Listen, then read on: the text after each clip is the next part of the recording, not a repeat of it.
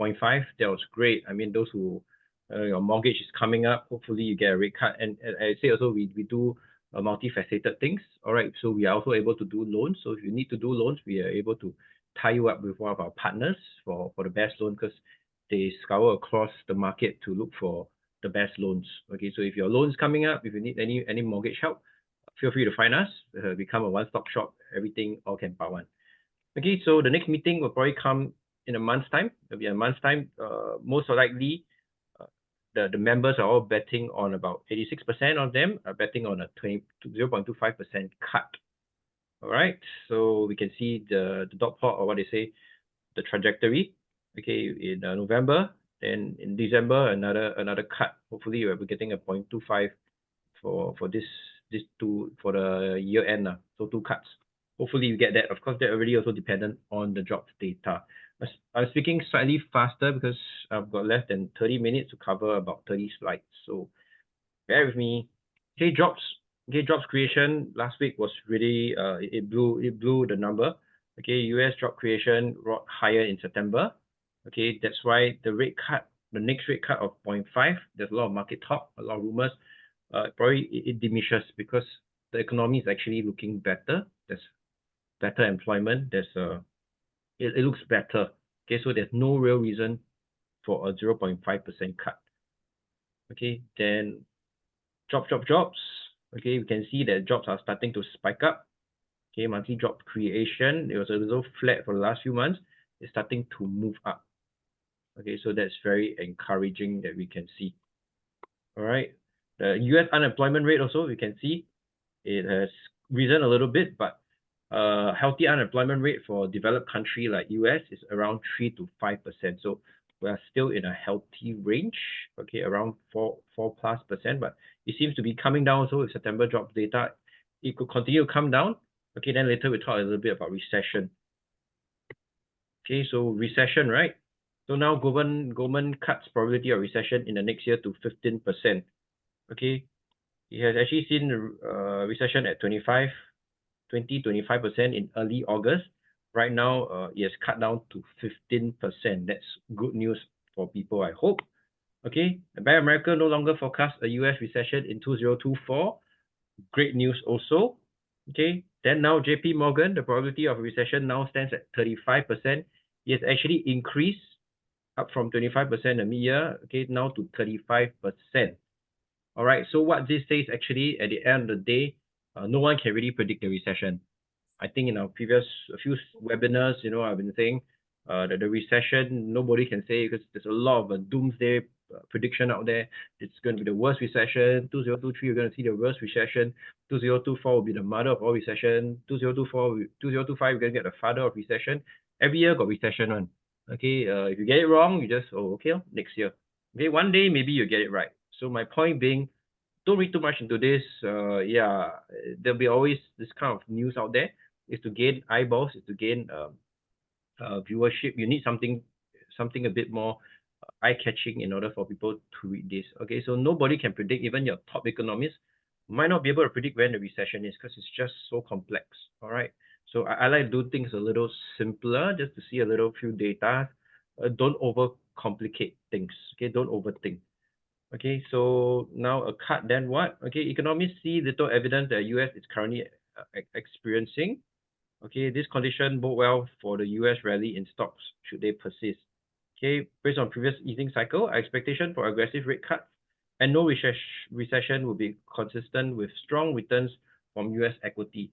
Okay, so far you can see unemployment has been not bad. Okay, it's been stable. Job creation is coming up. So recession-wise, I think we might not hit into a recession, but of course anything is possible. But my own personal take, I don't think we're going to see a recession. So with that, I think we could see a stronger US market. Okay, one more event that everybody also talking about, the presidential election. Okay, from CNBC, the election doesn't matter for stocks. Okay, so say the chief market strategist. Okay, so in a recent published note, all right, say whoever you put in, you still get returns. Okay, I think I broke up a little bit. Did I? Okay, sorry about that. I think the internet is a bit patchy.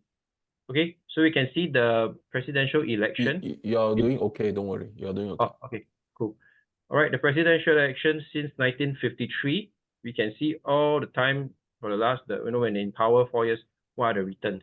Okay, sometimes if, we happen to hit into something bad, all right, we can see that it's negative. So it's not so much of the person, it's the event that's happening. So let's say if the new president to be elected, then come COVID 2025 or another rare disease or something, you touch the person, you might pass away, that kind of thing, then yeah, it's not so much a presidential, it's the event in time. Or maybe by then, maybe a full-scale war that comes, we probably see it become negative. Okay, war-wise, nobody can really predict, unfortunately.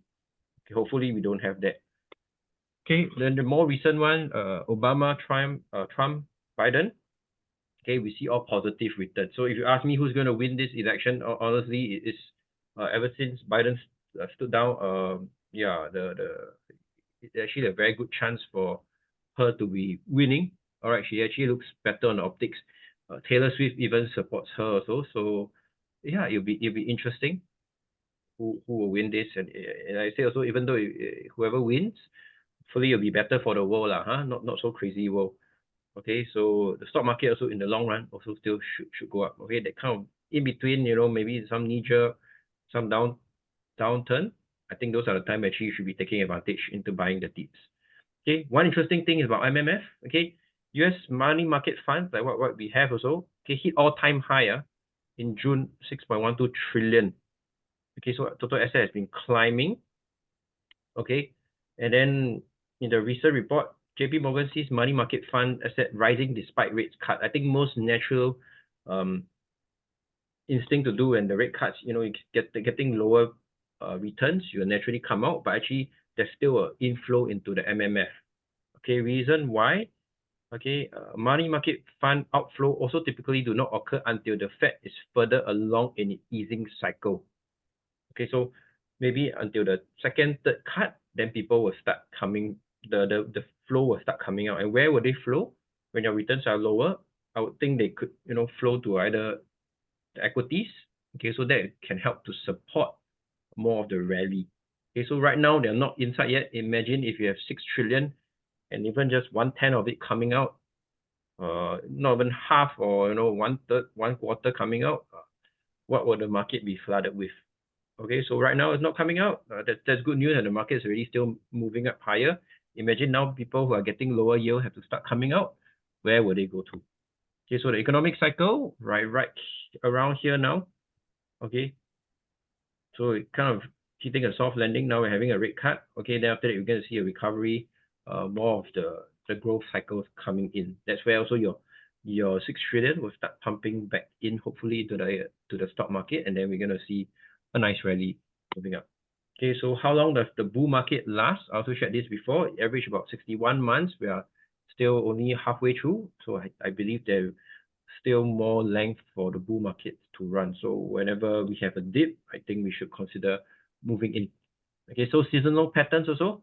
October tend to be a bit better, right? After that, we can see November, December, hopefully we see a year-end rally. Okay, so seasonal pattern, best 3 months. Nasdaq, we're seeing October, November. Okay, S&P maybe in November.